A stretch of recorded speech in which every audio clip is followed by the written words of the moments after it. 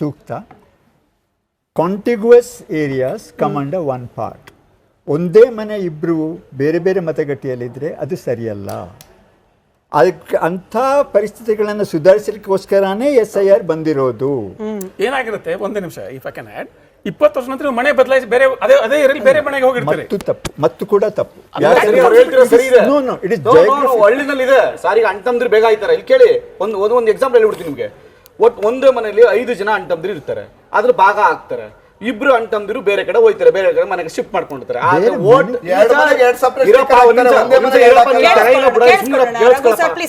ಅದೇ ಊರಲ್ಲಿ ಅವ್ನು ಬೇರೆ ಮನೆ ಕಟ್ಕೊತಾನೆ, ಆದ್ರೆ ವೋಟರ್ ಲಿಸ್ಟ್ ಇವತ್ತು ಅಲ್ಲೇ ಬರ್ತಾ ಇರ್ತದೆ, ಅದೇ ಮನೆ ಬರ್ತಾ ಇರ್ತದೆ. ಅದು ತಪ್ಪು. ಅದನ್ನ ಸುಧಾರಿಸೋಸ್ಕರನೇ SIR ಇರೋದು ಸರ್. ಅದು ಯತ್ನಾಳ್ ಸರ್ ಹೇಳಿದ್ ಕರೆಕ್ಟ್.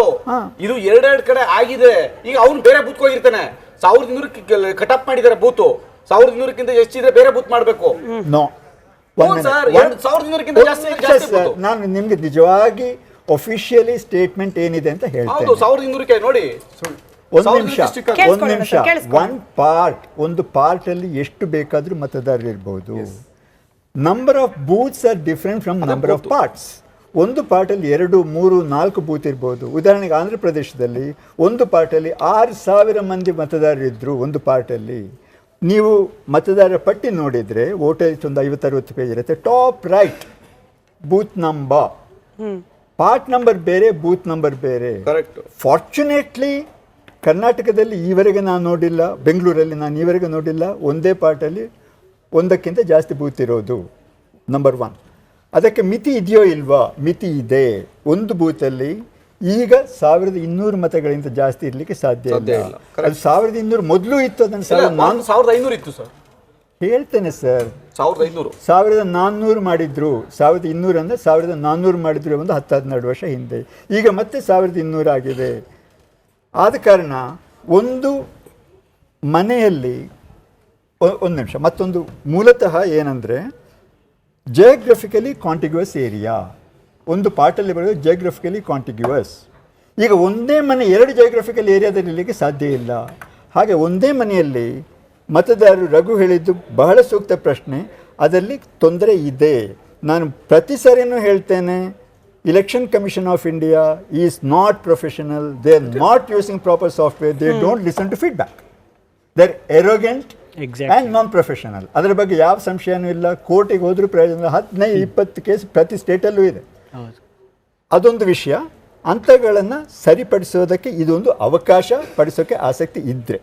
ಅಥವಾ ಹಾಗೆ ಯಾಕಿದೆ ವೆಸ್ಟ್ ಬೆಂಗಾಲ್ ಅಂತ ತಿಳ್ಕೊಂಡು, ಇವಾಗ ವೆಸ್ಟ್ ಬೆಂಗಾಲ್ ಬಗ್ಗೆ ಬರೋಣ. ವೆಸ್ಟ್ ಬೆಂಗಾಲಲ್ಲಿ ಆಗಿದ್ದು ಸ್ಟೇಟ್ ಅಸೆಂಬ್ಲಿ ಇಲೆಕ್ಷನ್. ಇಲ್ಲಿ ನಡೆಯೋದು local body election, where Election Commission of India has got no business. Election Commission of India is not conducting.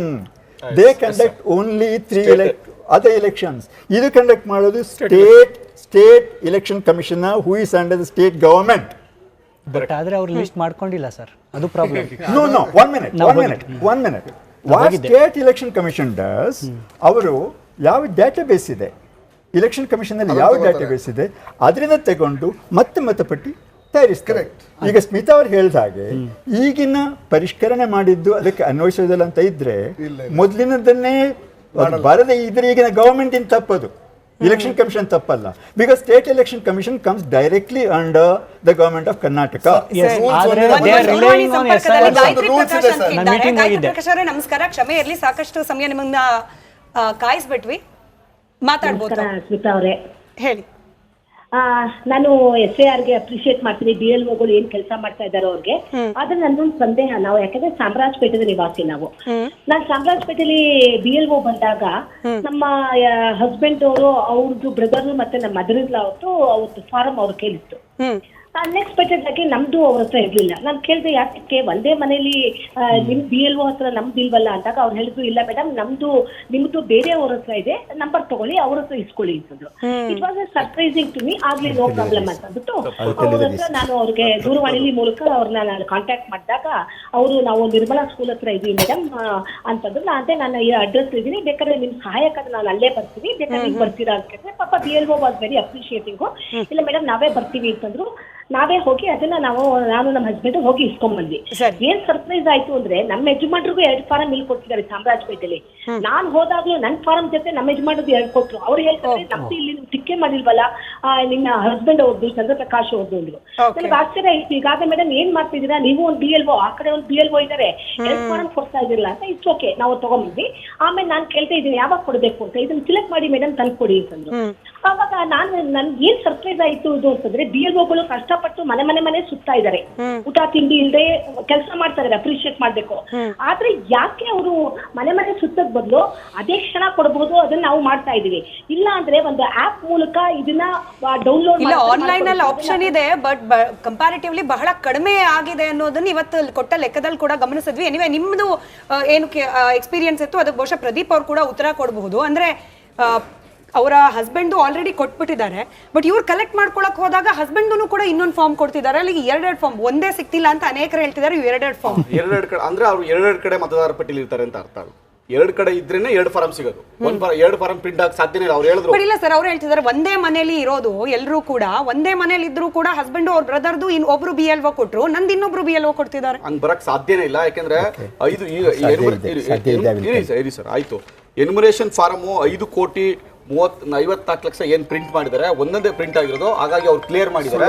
ಇರಪ್ಪ, ಈ ಎಲೆಕ್ಷನ್ ಕಮಿಷನ್ ಹೇಳಿದೆ 5 ಕೋಟಿ ಎನ್ಯುಮರೇಷನ್ ಫಾರಂ ಫಿಲಪ್ ಮಾಡಿದೆ, ಒಂದೇ ಫಾರಂ ಬರಬೇಕು. ಯಾವ ಕಾರಣಕ್ಕೋಸ್ಕರ ಆತರ ಆಯ್ತು ಅಂತ ಗೊತ್ತಿಲ್ಲ. ಹಂಗೇನಾರು ಇದ್ರೆ BLOಗಳು ಇಮಿಡಿಯೇಟ್ ಆಗಿ ಅದು ಕಂಪ್ಲೇಂಟ್ ಲಾಡ್ಜ್ ಮಾಡಬೇಕು. ಮತ್ತೆ ಒಂದೇ ವಿಧಾನಸಭಾ ಕ್ಷೇತ್ರದಲ್ಲಿ ಇದ್ರೆ ಸಮಸ್ಯೆ ಆಗಲ್ಲ. ಅದೇನಾದ್ರೂ ಕಾಂಪ್ಲೀಟ್ ಆಗಿ ಬೇರೆ ವಿಧಾನಸಭಾ ಕ್ಷೇತ್ರಕ್ಕೆ ಬಂದ್ಬಿಟ್ಟಿದ್ರೆ ಅದು 2 ಕಡೆ ಬರೋ ಸಾಧ್ಯತೆಗಳಿದೆ. ಒಂದೇ ವಿಧಾನಸಭಾ ಕ್ಷೇತ್ರದಲ್ಲಿ ಇದ್ರೆ 2 ಫಾರಂ ಇದ್ರೆ ಏನು ಸಮಸ್ಯೆ ಆಗಲ್ಲ. ಅದು ಒಂದರಲ್ಲೇ ಬರುತ್ತೆ. ಎಂಟ್ರಿ ಆದ್ರೆ ಅದು ಯಾವುದೇ ಕಾರಣಕ್ಕೂ ಒಂದೇ ಓಟ್ ಬರುತ್ತೆ. ಅದು ಆದ್ರೆ ಏನಾದ್ರೂ ಇನ್ನೊಂದು ವಿಧಾನಸಭಾ ಕ್ಷೇತ್ರಕ್ಕೆ ಹೋಗಿದ್ರೆ ಅಲ್ಲಿ ಕಾಂಪ್ಲೀಟ್ ಆಗುತ್ತೆ. 2 ಕಡೆ ಹೆಂಗ್ ಸಾಧ್ಯ? ಬರಕ್ ಸಾಧ್ಯನೇ ಇಲ್ಲ. ಈಗ ಇವ್ರು ಹೇಳ್ತಾ ಇರೋದು ಒಂದೇ ಮನೆ 2 ಫಾರಂ, ಹಂಗ್ ಬರೋಕ್ ಸಾಧ್ಯನೇ ಇಲ್ಲ, ಬರೋಂಗಿಲ್ಲ. ಬಂದಿದೆ ಅಂತ ಹೇಳ್ತಿದಾರಲ್ಲ ಸರ್. ಅದೇ ಬಂದಿದ್ದಾರೆ ಅಂತ ಹೇಳ್ತಿದ್ದಾರೆ. BLOಗಳಿಗೆ ನಮ್ಮ BLOಗಳು ಯಾರಿದ್ದಾರೆ, ಎಲ್ಲ ಪೊಲಿಟಿಕಲ್ ಪಾರ್ಟಿಗಳು BLOಗಳು ಅದನ್ನ ಐಡೆಂಟಿಫೈ ಮಾಡಬೇಕು. ಯಾಕೆ 2 ಬಂತು ಆ ಥರ ಇದ್ರೆ ನಮ್ಮ ರಿಟರ್ನಿಂಗ್ ಆಫೀಸರ್ ಇದ್ದಾರೆ ಅವ್ರಿಗೆ ಕಂಪ್ಲೇಂಟ್ ಕೊಡಬೇಕು. ಯಾಕೆ 2 ಬಂತು? ಬರೋಂಗಿಲ್ಲ, ಅದು ಕಾನೂನಿಗೆ ವಿರುದ್ಧವಾದದ್ದು. ಇಲ್ಲ ಮೇಡಮ್ ಏನೋ ಹೇಳ್ಬೇಕು ಅಂತಿದ್ದಾರೆ ಲಲಿತಾ ಮೇಡಮ್. ಹಿಂಗ್ ಚಾನ್ಸಸ್ ಇದೆಯಾ ಒಬ್ಬರೇ ವ್ಯಕ್ತಿಯ ಎನ್ಯುಮರೇಷನ್ ಫಾರ್ಮ್ 2 BLO ಹತ್ರ ಹೋಗ್ಲಿಕ್ಕೆ ಸಾಧ್ಯ ಇದೆಯಾ ಅಂತ? ಮೇಡಮ್, ಇವಾಗ ನನ್ನ ಹತ್ರನೇ ಬಂದಿದ್ದು 5 ಜನ ಆನಂದ್ ನಗರ್ನಲ್ಲಿ ಆಲ್ರೆಡಿ ಅವರು 22ರಲ್ಲಿ ಅವ್ರ ತಂದೆ ತಾಯಿ ಎಲ್ಲಾರು ಅಲ್ಲಿ ಫ್ಯಾಮಿಲಿ ಇತ್ತು, ಅಲ್ಲಿ ವೋಟರ್ ID ಅವರೆಲ್ಲ ಮಕ್ಕಳದು ಇದೆ ಮೇಡಮ್. ಇವತ್ತು ನನ್ನ ಹತ್ರನು ಇಂಡಿ ಪಂಪ್ ಓಲ್ಡ್ ಹುಬ್ಳಿ ಹತ್ರ ನನ್ನ ಹತ್ರ ಬಂದಿದ್ದು. ಇವತ್ತು ಪ್ರೆಸೆಂಟ್ ಅವರು ಆ ಮನೆಯೊಳಗ ವಾಸ ಇದ್ದಿದ್ದು ಅವ್ರ 5 ಜನ ಮತ್ತೆ ನನ್ನ ಹತ್ರ ಬಂದಿದೆ. ಅದನ್ನ ನಾನು ಏನ್ ಹೇಳಿದೆ, ಡಿಲೀಟ್ ಮಾಡಿ ನೀವು ಇಲ್ಲಿ ಮಾಡ್ಕೋಬೇಕಿತ್ತು ಅಂದಾಗ, ಇಲ್ಲ ಮೇಡಮ್ ಅದು ನಾವ್ ಅಲ್ಲಿ ಓಟ ಹಾಕಿಲ್ಲ, ಅದ್ ಹೆಂಗ್ ಬಂತು, ನಮ್ದು ಇಲ್ಲೇ ನಾವ್ ಮಾಡಿವಿ, ಇಲ್ಲೇ ಬಂದೈತಿ ಅಂತ ಹೇಳಿ ನಮ್ ಜೊತೆಗೆ ಇದ್ ಮಾಡಿದ್ರು. ಮೇಡಮ್ ಇನ್ನೊಂದು ಮಾತು ಹೇಳ್ಬೇಕಂತ ಅನಿಸ್ತೈತಿ. 1000 ಜನಸಂಖ್ಯೆ ನಮ್ಮಲ್ಲೇ ಇದ್ದಾನಂದಾಗ 1000 ಜನಸಂಖ್ಯೆದ ಓಟ್ ಮಾತ್ರ ನೀವ್ ಎಲ್ಲರೂ ಹೋಗ್ಲಿರಿ, ಅವ್ರು ಎಲ್ಲೇ ಇರ್ಲಿ ನಮ್ ಕರ್ನಾಟಕದಲ್ಲಿ ಆ 1000 ಓಟ್ ಮಾತ್ರ ನಮಗ್ ಪ್ರೆಸೆಂಟ್ ಇರ್ಬೇಕು. 1005 10 ಬಂದಾಗ ಈ 10 ಜನ ಎಲ್ಲಿಂದ ಬಂದ್ರು ಅದ ಬೇಕಲ್ಲ ಮೇಡಮ್. ಇವಾಗ ಈ ತರಾನ ಆಗ್ತಾ ಇದೆ ಎಲ್ಲಾ ಕಡೆ. ನಾವ್ ಏನ್ ಮಾಡಿದ್ರು ತಪ್ಪು. ಏನು 1000 ಇದ್ರೆ 1000 ಜನದ ಮೇಲೆ ಮಂದಿ ಎಲ್ಲಿಂದ ಬಂದ್ರು, ಎಲ್ಲ ಹೋದ್ರು, ಸತ್ರು ತೆಗಿಯೋದಿಲ್ಲ. ಅದು ಸತ್ತಾರ ಅಂತೇಳಿ ನಾವ್ ಮಾಹಿತಿ ಕೊಡ್ತೀವಿ, ಅದನ್ನು ಇಂಪಾರ್ಟೆಂಟ್ ಇರ್ತಿದೆ. LP ಇಲ್ಲ, ನಾವ್ ಬೇರೆ ಕಡೆ ಹೋಗಿವಿ, ಅದನ್ನ ನಮ್ದು ಯಾಕೆ ಇಲ್ಲಿಂದ ತೆಗಿರಿ ಅಲ್ಲಿ ಹಾಕಂತಾರ. ಈ ತರ ಆದಾಗ ಜನಸಂಖ್ಯೆ ಹೆಚ್ಚಿಗೆ ತೋರಿಸ್ತೈತಿ. ಆಮೇಲೆ ನಾವ್ ಡಿಲೀಟ್ ಯಾಕೆ ಮಾಡ್ತೀವಿ, ನಮ್ದು ಅಲ್ಲಿ ಐತಿ ಮೇಡಮ್ ಇಲ್ಲಿ ಬ್ಯಾಡ್ ಅಂದಾಗ ನಾವ್ ಡಿಲೀಟ್ ಮಾಡಿದಾಗ ನಮ್ ಮತ್ತೆ ಕಡಿಮೆ ತೋರಿಸ್ತೈತಲ್ರಿ ಅದು ಜನಸಂಖ್ಯೆ, ಕಡಿಮೆ ತೋರಿಸ್ತೈತ್ರಿ. ನನ್ನಲ್ಲಿ ಏನ್ ನೋಡ್ರಿ, ಆ ಬೆಲ್ಲದವ್ರ ಕಡೆ ಅವ್ರಿಗೆ 5 ಮಂದಿ ಇದಾರ, ಇಲ್ಲಿ ನೋಡಿದ್ರ ಪ್ರಸಾದ ಬೈಯವ್ರ ಕಡೆ 5 ಮಂದಿ ಅವ್ರ ಅದಾರ. 2 ಕಡೆ ಅವ್ರು ಯಾವ ತರ ವೋಟ್ ಹಾಕ್ತಾರ ಮೇಡಮ್. ಇವತ್ತೇ ನನ್ಗ ಒಂಥರ ಬೇಜಾರ ಆಗ್ಬಿಡ್ತು. ಅಲ್ಲಿಗೆ ಇರೋ ಕನ್ಫ್ಯೂಷನ್ ಗಳಿಗೆ ವೆಂಕಟೇಶ್ ದೊಡ್ಡೇರಿ ಅವರೇ, BLAಗಳ ಪಾತ್ರ ಬಹಳ ಮುಖ್ಯ ಆಗುತ್ತೆ. ಇವತ್ ಕೊಟ್ಟ ಅಂಕಿಅಂಶನೇ ನೋಡಿ, ಸರಿಸುಮಾರು 8.35 ಲಕ್ಷದಷ್ಟು ಮಂದಿ ಶಾಶ್ವತವಾಗಿ ಬೇರೆ ಕಡೆಗೆ ಶಿಫ್ಟ್ ಆಗಿದ್ದಾರೆ ಅನ್ನೋದಿದೆ. ಕ್ರಾಸ್ ಚೆಕ್ ಮಾಡ್ಕೊಳ್ಬೇಕಾಗಿರೋದು ಯಾರ್ದು? ಪೊಲಿಟಿಕಲ್ ಪಾರ್ಟಿಗಳದು. 3.85 ಲಕ್ಷದಷ್ಟು ಮತದಾರರು ಮೃತಪಟ್ಟಿದ್ದಾರೆ. ಅಂದ್ರೆ ಸರಿಸುಮಾರು ನಾವು ಲೆಕ್ಕ ಹಾಕಿದಾಗ ಎಲೆಕ್ಷನ್ ಕಮಿಷನರ್ ಕೂಡ ಇದೇ ಲೆಕ್ಕ ಹಾಕಿದ್ರು. 13,000 ಈ ಏನು 5 ಕೋಟಿ ಪ್ಲಸ್ ಇದೆ, ಅದರಲ್ಲಿ 13 ಲಕ್ಷದಷ್ಟು ವೋಟರ್ಸ್ದು ಸತ್ತಿದ್ದಾರೆ, ಇಲ್ಲ ಸ್ಥಳಾಂತರ ಆಗ್ತಿದ್ದಾರೆ, ಅಥವಾ ನಮಗೆ ಟ್ರೇಸ್ ಮಾಡ್ಲಿಕ್ಕೆ ಆಗಿಲ್ಲ ಅನ್ನೋ ಲೆಕ್ಕಾಚಾರ ಇದೆ. ಇದು ಹೌದಾ ಅನ್ನೋದು ಲೆಕ್ಕ ಹಾಕ್ಬೇಕಾಗಿರೋದು ಪೊಲಿಟಿಕಲ್ ಪಾರ್ಟಿಗಳ ಕರ್ತವ್ಯ. ಒಂದು ರಿಯಾಕ್ಷನ್ ತಗೊಳ್ತೀವಿ ವೆಂಕಟೇಶ್ ಸರ್. ರಾಜಕೀಯ ಪಕ್ಷಗಳ ಪಾತ್ರ ಬಹು ಅಮೋಘವಾದದ್ದು. ಹಾಗೆ ಕೂಡ ಇದು ಏನಂತಂದ್ರೆ ಎಲ್ಲ ಪಕ್ಷಗಳು BJP ಇರ್ಬೋದು, ಕಾಂಗ್ರೆಸ್ ಇರ್ಬೋದು, JDS ಇರ್ಬೋದು, ನಮ್ಮೆಲ್ಲ ಈಗ ಸಾಕಷ್ಟು ಅವ್ರಿಗೂ ಕೂಡ ತರಬೇತಿಯನ್ನ ಕೊಟ್ಟು ತಯಾರು ಮಾಡಲಾಗಿದೆ.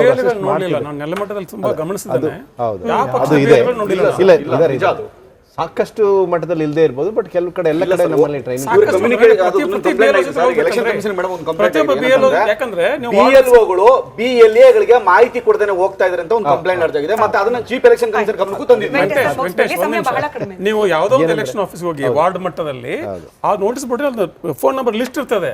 ಅದ್ರ BLO, BLA Congress, BLA BJP,